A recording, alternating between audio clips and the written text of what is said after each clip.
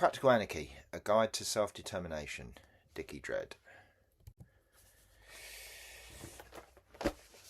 Section 4. Everyday and Disaster Anarchy, Hidden in Plain Sight. One of the biggest myths about anarchy is that it is some rare beast, only found in riots or revolutions. In reality, anarchic organisation is everywhere, every day, hiding in plain sight. Most of the time, we don't call it that, we just call it living. Everyday life, rules without rulers. Think about how mates cook together. No one gets elected Minister of Onions. You just muck in. Someone chops veg, someone stirs the pan, someone sets the table. Disagreements? You talk it out, swap jobs. That's not chaos, that's anarchy.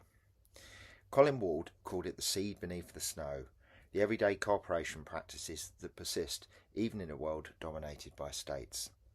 You see the same on building sites, village fairs, in local allotments. Buildings, people set rules, follow them, bend them, negotiate them, all without bosses hovering.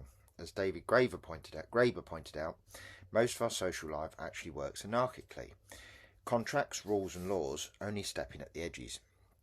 The state takes the credit, but ordinary people do the work.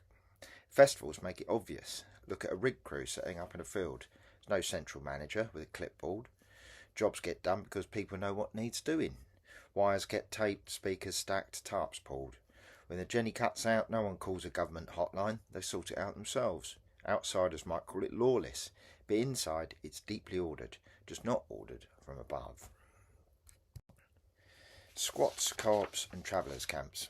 Squats run on similar lines. A dozen people in a building, no landlords, no bosses, but plenty of rules. Who cleans, who cooks, how long guests can stay, how to deal with conflict. If you've ever sat for a squat meeting, you'll know it's anything but lawless, sometimes painfully so. Consensus decision making can take hours, but it's proof that people prefer to argue their way forward rather than hand power to a ruler. Traveller camps too. From the outside, councils mutter about illegal encampments and anarchy. On the inside, there are clear agreements: who parks where, how kids are watched, how resources get shared. Problems get sorted through conversation or, if necessary, moving people on. It's rough, imperfect, but it works. That's anarchic order. Food co-ops and housing co-ops are another example. No managers, just members making collective decisions. Supermarkets call that chaos. Shoppers call it cheaper veg and fairer rents. Disaster anarchy, solidarity when systems fail. The really striking cases come when official institutions fail. In disasters, when the state's promise of order crumbles, people often self-organise with remarkable speed. After Hurricane Katrina in 2005, official agencies were slow to act. The media showed images of looting and anarchy, but on the ground, mutual aid groups like Common Ground Collective formed to provide food, water and medical care. Graeber called this everyday communism, people simply doing what needs to be done without asking permission. In the UK, when Grenfell Tower burned in 2017, the council response was sluggish and confused. Who stepped in? Local people. Within hours, volunteers were coordinating donations, housing, kitchens. Journalists called it spontaneous community response. They could just as well as call it anarchism. During COVID-19 lockdowns, the same pattern repeated. Mutual aid groups mushroomed across the UK. Strangers shopped for each other, shared medicine, checked on the vulnerable. No one waited for government instructions. People built systems of care from scratch. As Chomsky reminds us, anarchism is not a system but a tendency in human thought and action, and that tendency appears whenever people look after each other without rulers. And look at small examples in everyday crises: a car crash before the ambulance arrives, neighbours pulling people out of a flood. No leaders, no state, just humans acting. That's disaster anarchy, and it happens far more often than Hobbes's old tale about everything being nasty, brutish and short would have you believe. Why we miss it? Why don't we call these things anarchist? Because the word's been poisoned. When people work together without rulers, the press calls it community spirit. When the same thing threatens power, it's called anarchy, in the negative sense.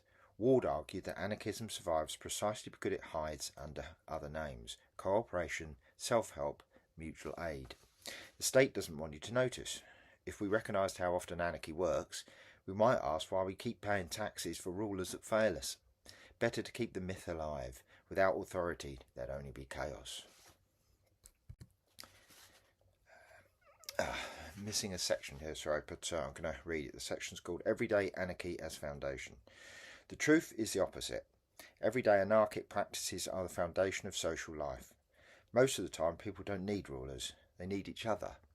The burden of proof, as Chomsky says, is on authority. If you want to rule, prove why it's necessary.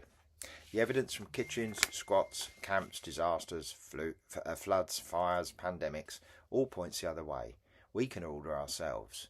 We've been doing it all along. Section 5. Anarchy versus socialism. Same family, different vibe. One of the most common muddles people make is mixing up anarchy with socialism. Sometimes they treat them like twins, sometimes like bitter rivals. The truth is messier. They're in the same family, but they don't live on the same bus. Socialism, the state as a tool. Socialism is, in the broad sense, is about collective ownership. Instead of a few bosses hoarding wealth, the means of production, the factories, the land, the energy, belong to everyone. Sounds good, but here's the catch. In most versions, the state is the tool that makes it happen. Laws are passed, industries nationalised, policies rolled out.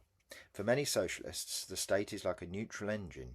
Put the right drivers in charge, and it'll all take us somewhere fairer. That's why dictionaries tend to give socialism a polite definition, a system of social organisation based on state or collective ownership and regulation of the means of production, distribution and exchange for the common benefit of all members of society. No scary words like chaos, no headlines screaming socialism in the streets. The state feels comfortable with socialism because in most forms it keeps the state intact. Anarchism, the state as a trap. Anarchism says, hold on a minute. The state isn't neutral, it's domination. It doesn't matter if it's run by kings, presidents or people's committees. Its logic is the same. Rules are imposed from above, enforced by police or bureaucrats. Power always trickles upwards. So, while anarchists share socialism's critique of capitalism, the exploitation, the inequality, they break with the socialist faith in the state. For anarchists, using the state to achieve freedom is like using a cage whilst teaching a bird how to fly. Family resemblance, libertarian socialism. Still, the overlap's real. Many anarchists call themselves socialists too. Libertarian socialists is a common label. They share the dream of collective ownership, of equality, of dignity for all. But they insist it must be done without rulers, without a state. The collectivised farm run by the workers themselves, that's socialism and anarchism together. The nationalised farm run by government managers, that's socialism without anarchism. Colin Ward put it simply, anarchism is socialism without the state. Both traditions want to end exploitation. The difference is whether you keep the rulers around in the process. Everyday metaphors, cider and committees. Let's put it into field terms. Imagine a site with a barrel of cider. The socialist solution says form a committee, elect pourers, draw up rules, make sure everyone gets a fair share. The anarchist solution says bring your own bottles, pass them round, sort it out together. Both want fairness. One trusts the structure of authority, the other trusts the people that are drinking. Or think about housing. The socialist state builds council flats and allocates them through waiting lists. The anarchist housing co-op squats a block, renovates it together, and manages it as a collective. Both aim to house people, one through bureaucracy, the other through mutual responsibility.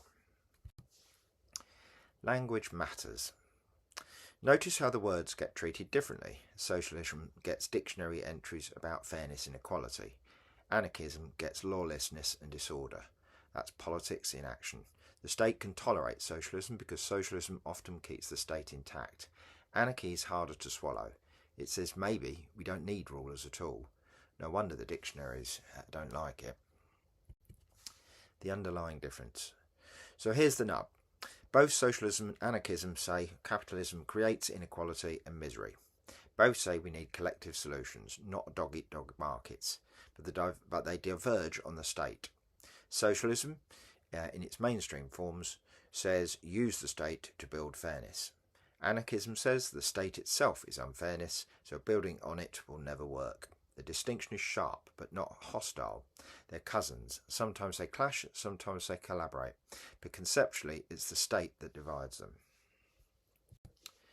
Why the distinction matters. It matters because when people hear socialism, they often think of free healthcare, social housing, education. When they hear anarchy, they think of fire and mayhem.